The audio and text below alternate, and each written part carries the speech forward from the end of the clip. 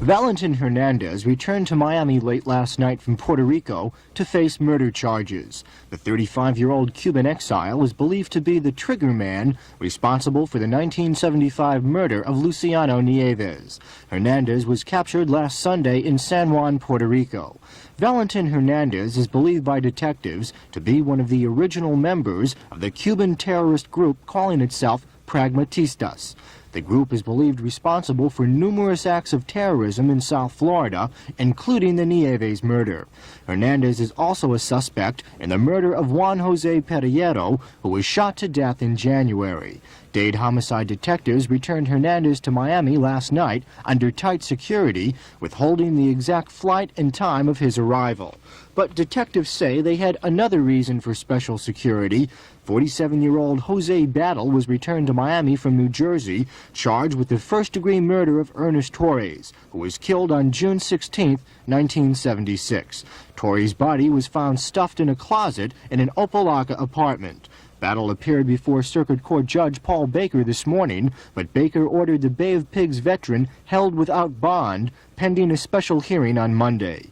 Homicide investigators believe both Battle and Hernandez may be involved in other terrorist acts and are hopeful that the two may provide additional information about many of the unsolved murders and bombings in the Cuban exile community. Al Sunshine, Channel 4 News.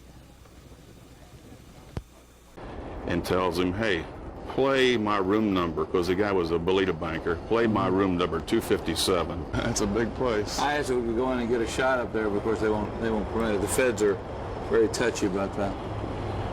All right. Okay, thanks. They call this guy the godfather of crime. How big is Jose Miguel Battle in Dade County crime? Does he control it all? He doesn't control it all, but he is the biggest organized crime figure living and operating here in South Florida, for sure. Really? Yes, sir. And he's a Cuban, and the Cuban Mafia sort of controls everything here now. Well, a great deal of it. He mainly started out in New York, New Jersey, and still has his largest part of his operation in those areas. But he's been living here in South Florida since 1982. And during that time, most of his top people from New York, New Jersey, through law enforcement efforts up there, have moved to South Florida, mainly Dade County. The old Mafia, the Italian Mafia, is pretty much gone from here. I found that they all moved to Broward, and guys like Battle are the godfathers now. Well, that's your population. Most of them are Hispanics here in Dade County, so therefore it's easier for them to operate like that. Some say that he controls a good portion of Dade County crime right from his jail cell in that building across the street. Well, yes, I've heard that too. For example, when he has a chronic kidney problem, and when he was at JMH getting treatments and staying there most of the time, some of his main people were hanging around that area there, and that caused the federal government to move him to this location. How can a man control organized crime in South Florida from a jail cell in the federal jail here? Well, that's been proven many times over with the known organized crime families from the Italian Mafia. They've done the same thing. And so you do have visiting rights, and so it's telephone calls. It's easy to do that. So a man can control organized crime here in Dade County from that jail cell? Yes, sir, they sure can. And you think he does it? He still does it because it's in his blood. As long as he's alive, he's still the boss. Even though he's not out in the street, he has other people out there fronting for him, but he's the final word still. He's a real shadowy figure. You don't find many pictures of him. You don't see many things written about him. He's sort of like the old-time mobsters, keeping a low profile. Huh? Well, yes, he learned from the old-time mobsters, and he was in the late 60s up in New York, New Jersey, and he learned to let other people be close to the criminal activity for him, but he learned from them also to rule with iron fists, using threats, intimidation, and actual violence to control people. So what are the things that he's into in Dade County that he might control? Well, he's mainly, and has always been mainly, into gambling, illegal gambling, mainly bolita, a term for illegal lottery, numbers, also sports bookmaking. But contrary to opinion of law enforcement for many years, He's also been involved in illegal narcotic shipments, financing boatloads, etc. Are there other guys like him in Dade County? Godfathers? No one's like him in Dade County. He's a top man, believe me. For example, we interviewed many federal prisoners who were serving 20, 30 years, one in New York for 50 years, prison sentences. And when we would ask them, what can they tell us about Jose Miguel Battle, one took out his false teeth and threw it at us. And of course, if they testified, they would get a reduction in sentence. No one wanted to testify against him. They'll say, ask me about somebody else. They're afraid they get killed even in jail. Well, that's true, and there was an instance here in 1989 when there was an actual attempt here in the South Dade Federal Prison to do such a thing. So what's the future hold for this guy? I mean, he's in on minor charges. Will he be back out on the streets before long? Of course, that's possible. The minor charges are better than no charges. He should be on major charges, including contract hit murders. But he fled the country because he thought he was going to get a charge like that. A fraudulent passport was used, and he came back. When the raid on his home in South Dade was conducted, they found a firearm, which he was not supposed to have. He's a convicted felon. Yes, he may be getting out around September, October of this year, but hopefully there's still investigation going on which will prevent that. What should people who live in South Florida know about organized crime here in Dade County today as compared to Broward and compared to what it used to be? What's it like? Who controls it? Guys like Battle? And mainly Broward County, as you said before, has been the Italians. Battle is the main figure here in Dade County. But you don't hear much about organized crime anymore because people are looking at the street crime because that's where the citizens are more concerned about. But if you think about if there's $300 million in annual wagers on illegal lottery just in Dade County alone, that means they're in competition with the state of Florida lottery. The so-called money is supposed to be going to education for our children. These people are in competition with that. So that's something that should not be overlooked. And then you're looking at all the other things. There's no Social Security out of these people's money, and no income tax are ever paid. And money laundering is rampant with these people. So along with the pay attention to the gangs and the street crime, these people should also be looked at too because they're part of the whole picture. Good. Okay. What about these drug guys like Falcone and who's? And they were saying, Sergeant Boyd, I had the table piled full of money. I had it made. I said, why didn't you just quit then? I just couldn't do it. It was in my blood. It was a thing everybody else was doing, so we kept on going, and we finally got caught. I checked with a couple of Bay of Pigs people if they knew this guy. They said, oh yeah, well, they knew him. He was in 2506. And they said he was a brave soldier, but they also knew his background. They knew he was a criminal. Yeah. They knew he was a thug. They knew he was knew Lansky and Traficante. They knew all about him. And then they were in jail with the guy too down in Cuba. So they were well aware of the, and apparently in the Bay of Pigs in that 2506, there were quite a few thugs in that group too. They weren't all like super patriots like if you look, I had a book which lists all the members of Brigade 2506, their rank, their unit, etc. Of course, I found Battle's name in there, but I found names of other people who I had either investigated for gambling but our narcotics unit had investigated for narcotics and for terrorism. Yeah. So I mean, they wanted to get back. They wanted to get in there and do what they did before with the gambling and so forth. Of course. So, I talked to Jimmy Blue Eyes Allo, and he's 94, still lives in Hallandale, same house since 1936. I wanted to interview him about Lansky, and we talked for a while. He said, "Nah, I just can't do it." And then I had a friend of mine, Ken Whitaker, who used to be with the FBI. He had one of his former guys call him and say, "Come on, the guys." Okay, that's what the. Was it Schwartz, the adopted son of... Stepson of him, yeah. Stepson, yeah. Overt in our investigation. Well, we had a difficult time, as you would expect, in any kind of investigation these type people.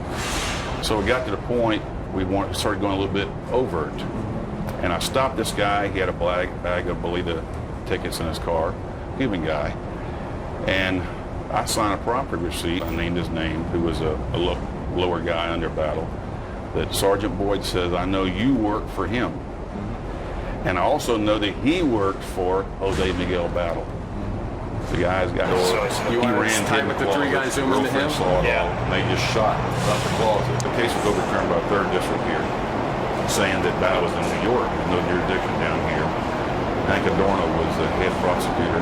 They brought him back down here, and they worked out a deal where he's 33 months probation. All right. Well, the shooter was never caught at that time. Later he was. Julio Pumachino was caught walking down the street over here in Flackett Street. The only witness was this girlfriend.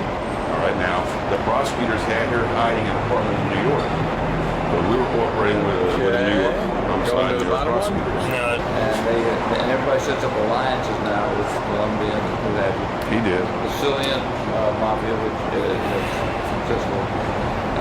You've got the Russian guys who. Oh yeah. Now there's a Chinese group we hear from. I mean, it's just like they're all here. Well, They're all. when Battle first moved from New York down here, he says, I had to get away from the pressure putting on me by law enforcement there. They gave me high blood pressure. Well, what about down here? Oh no, I'm living happily here off on a farm, etc. In '85, when the President's Crime Commission held hearings in New York, they brought in a hooded witness who had been a member of Battle's group. That was 85? 85, all right. He refused to testify. The hooded witness came in and talked all about how Battle started, etc. He was big into illegal Puerto Rican lottery tickets and bringing in boatloads of them, distributing them, Houston, LA, where there was a big Hispanic population. Here in New York, so these hearings. Excellent guy. He worked for homicide, and he was the so-called battle expert up there. But like everything else, you get burned out after a while. You're head knocking with your bosses all the time. Let's face it, these kind of investigations, I could never get. No one else would be able to do what I did, basically because I was allowed to do it. All right, now, like this case went. Our department has never worked a lengthy investigation like this before. It started actually in '88. We started hitting the cockfights, or raiding these cockfights because we were told he's the main one in all these cockfights. When he goes in, it's like God showing up. All right, and that's his pastime. Now, so if you want to say we arrested over 1,000 people, mainly for misdemeanors, so about 100 for felony violations. They were doing bleed out of there. They had prostitution out of there, etc. Okay. And my son. I would like to. I usually ask him. I said, "Would you?" He said, "They ever asked you Italian why you doing this?" He says, "Yeah." He said, "You're going against our people." He said, "No, you're going against our people." Yeah, well, when we arrested Battle for the first time here in a cockfight raid in South Day, I was the lead supervisor there at the scene. Had the police were on the way to raid this place. Okay, we're But rolling. don't worry, we have all the legal papers we need to operate this. You don't have to leave. Well, there's no one left. All right, and we did come in and raid the place. Did you arrest him? Arrested him. We're rolling. Go ahead. Lasky had a place up in Golden Isle in Hannibal, which he bought in 1959 for $40,000. It cost a nice enough house at that time, but he financed it for $36,000 mortgage. Right. So, did you ever do anything with Lasky? No, just read about it, watch it. Yeah. If you read his, I reread his for this story. I think they got him coming to the airport one time with some kind of medicine. Okay. All right, that's good.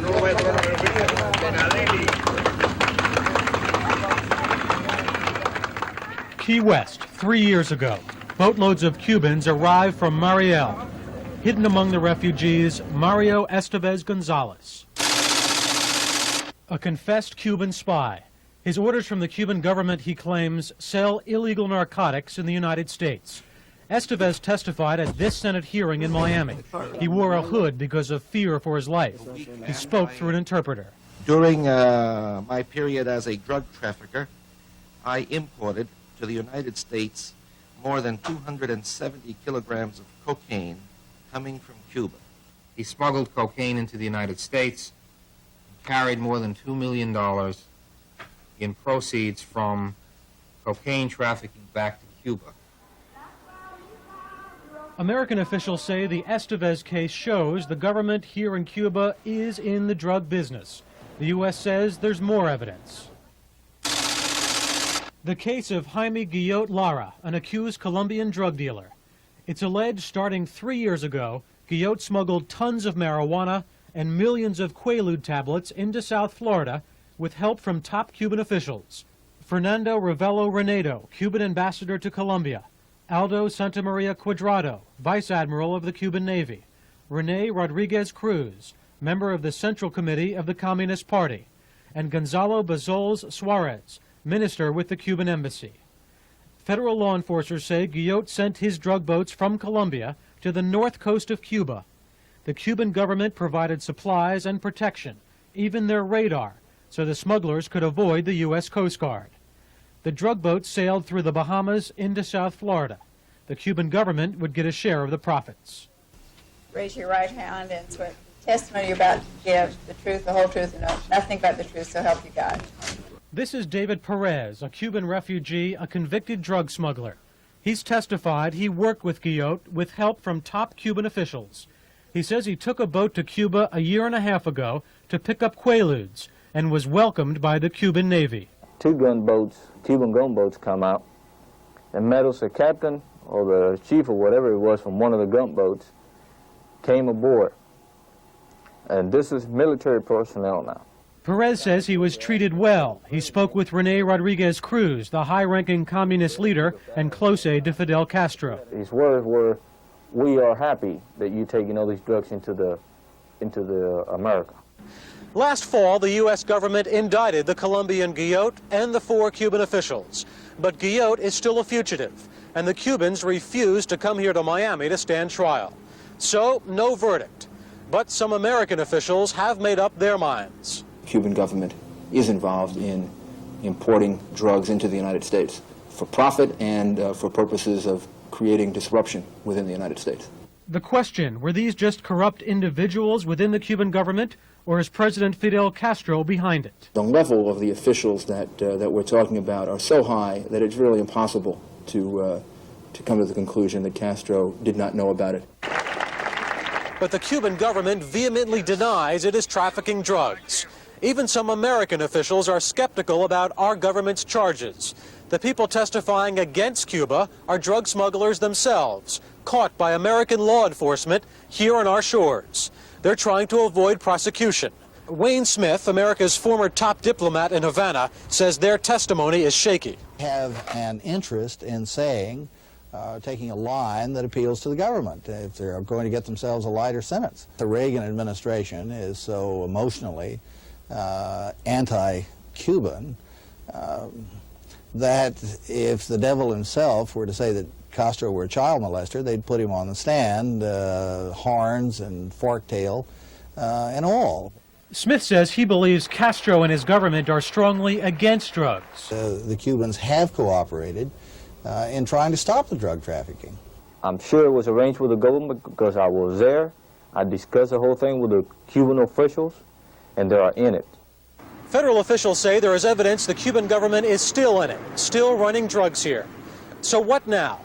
At a hearing last week, Florida Senator Paula Hawkins said we must spend more money, beef up law enforcement, do whatever it takes to stop the Cuban connection. Glenn Kleiman, Channel 10 Eyewitness News. They have suspected it for years. Today, these U.S. senators heard proof. Proof that Cuban government officials, including Cuban Premier Fidel Castro, are exporting drugs to the United States, and with the profits, importing guns back to Central and South America. There's no doubt in my mind, sir, that the whole Cuban government is very aware of what they're doing, because during our conversation, one statement that Rene Cruz made to myself was that Fidel Castro himself was out in Central and South America doing other kind of work related to what we were doing there, and that they were happy that we were bringing the drugs into this country David Perez wears a hood over his head now because he fears for his life. He was a major Cuban drug smuggler of marijuana and quaaludes. He says he was offered $2.5 million by the Cuban government to deliver 1,000-pound loads of cocaine, but he was arrested before that ever took place. A typical drug run. The marijuana and cocaine is picked up in Colombia. Food, fuel, and other supplies are freely provided in Cuba without any danger of arrest. Their final destination, the United States.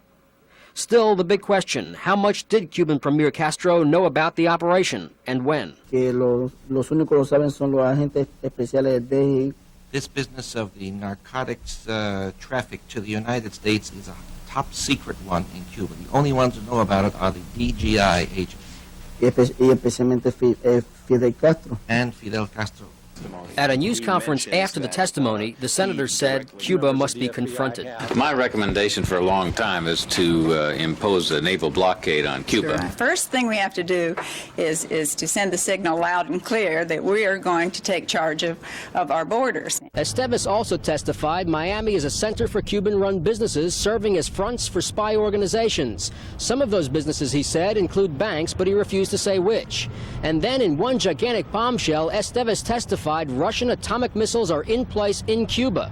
An aide to Senator Jesse Helms said that would be taken up at another committee hearing. Senator Paula Hawkins said she would ask the administration and the United Nations to investigate. In Miami, Jack Rothholtz, Channel 10 Eyewitness News.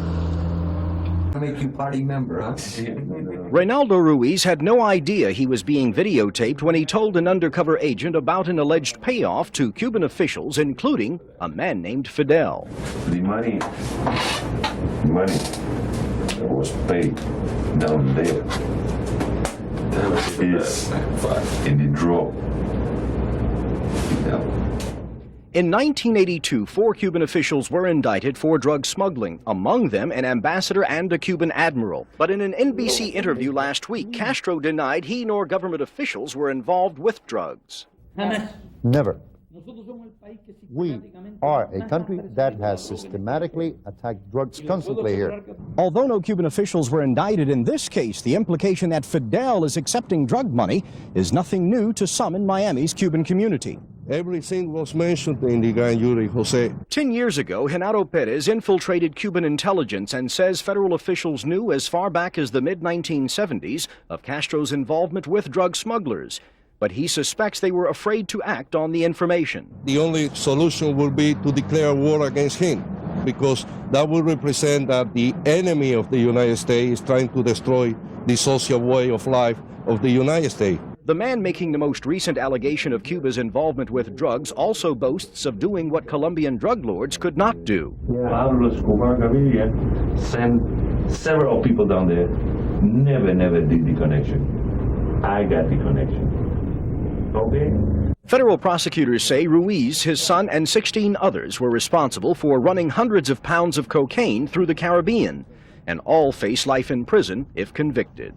Jose Grignon, News 4.